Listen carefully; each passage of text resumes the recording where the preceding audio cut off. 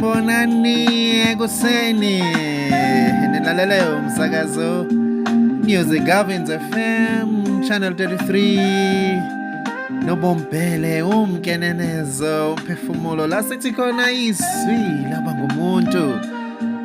Oh my God, niyaphila kodwa balaleli ekuseni kumhla ka-18 ka-March 2026.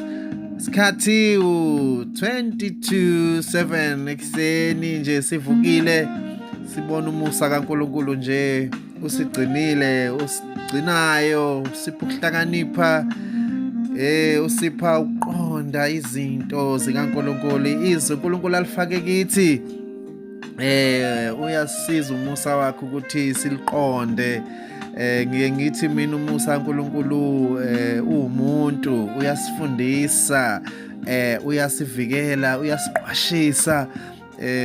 So into nje engiyibonayo ukuthi siyadinga ukuthi si-understande njengabantu emhlabeni, but-ke sothini uNkulunkulu nathi kuko konke esikwenzayo. Namanje basivuka ekuseni nje sibona usuku olusha esingakaze sibe kulona ngokwenyama, but uNkulunkulu sesaphila kulesikhathi sanamhlanje njengoba kusile nje. So we are just confirming izinto esezenzakalile kumoya. But-ke niyaphila nonke Nkosi yami, le America, Asia, Europe, Africa. Ngiyazi uNkulunkulu nani kunezinto ezenzakalayo emhlabeni ku-2026. Kuyaliwa ngapha nangapha, but siyazi uNkulunkulu ukuthi une-plan futhi uyakwazi lokhu, umthusi. Konke kwadalwa nguye, ukwasho njalo athi isikhali sakhiwa uye, nalo sisebenzisayo sakhiwa nguye, and uyazi konke uNkulunkulu izinto ezenzekayo emhlabeni. Akayena umuntu ekufanele siqaphele balaleli ukuthi uNkulunkulu si-image yakhe, but sifana naye kodwa asilingani naye.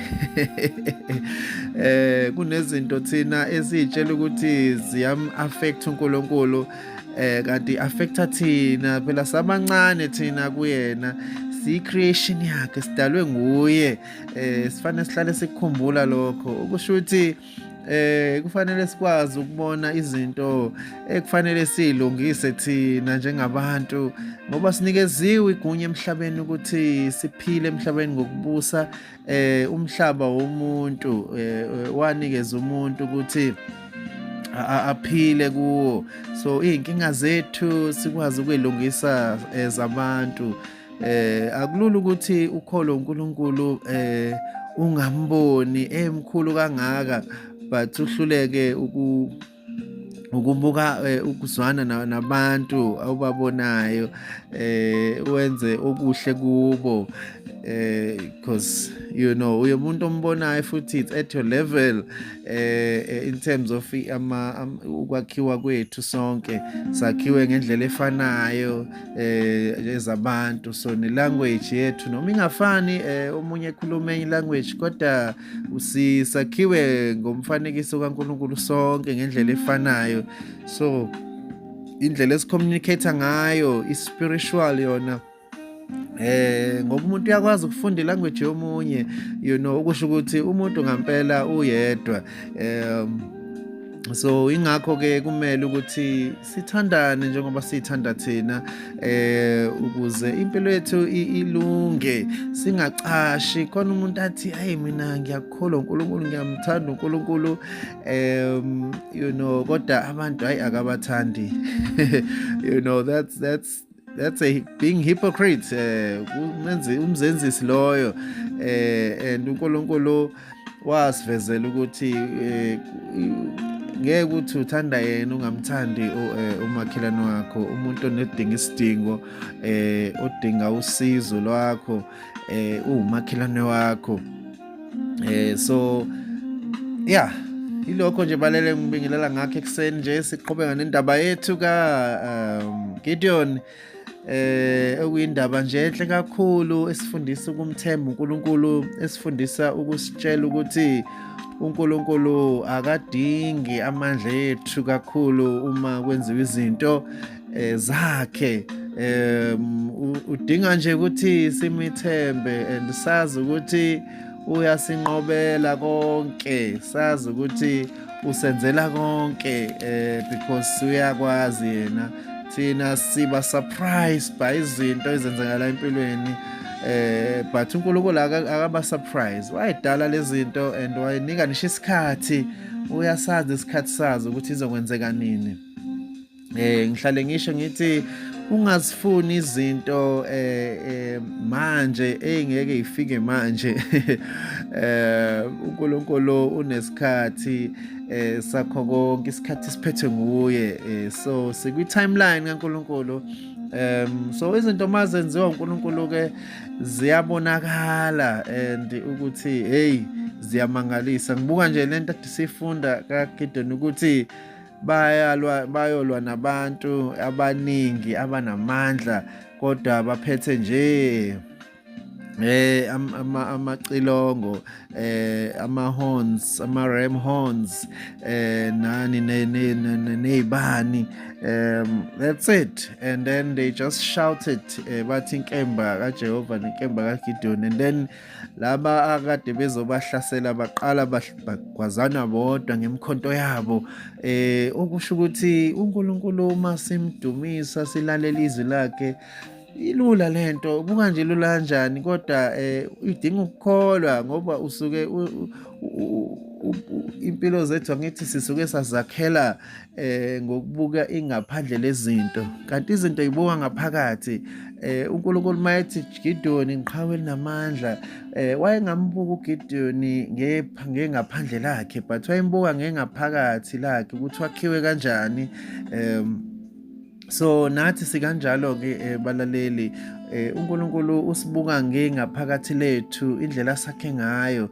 So into athi yenze uyayazi ukuthi you have ipower, ukwakhelile ipower yes ability ukuyenza leyo nto. So ingakho ukuthi ungaba umuntu osabayo ukwenza uNkulunkulu akushoyo inside of you.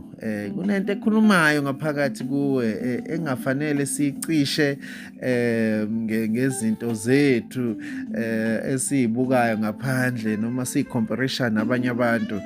uNkulunkulu sakhe saba namandla okwenza izinto ayifake kithi. Ingakho sikhuluma kakhulu namathalente ukuthi ubheke ithalente lakho li-clue for you ukuthi uphathisweni, liyakwazi ukuleada to that because isona sikhalo naso sokuthi uzidiscover ipurpose yakhe emhlabeni. Ake siqhubekeni ke balaleli futhi ke sibuke lana ke uGidoni sakhumbula ukuthi base nqobile. So ngakhumbula ukuthi baze baletha amakhanda ama-leaders akhona aseMidiyani kuGidoni. So soqala la kuverse 4 chapter 8. uGidoni wafika eJordani wawela yena namadoda angama300 ayenaye, ayethile esaxosha nokho. Wayesethi kubantu baseSukoti, ake niphe abantu abangilandelayo izinkwa ngokuba bayethile ngisaxosha oZeba noSilomana, amakhosi akwaMidiyani.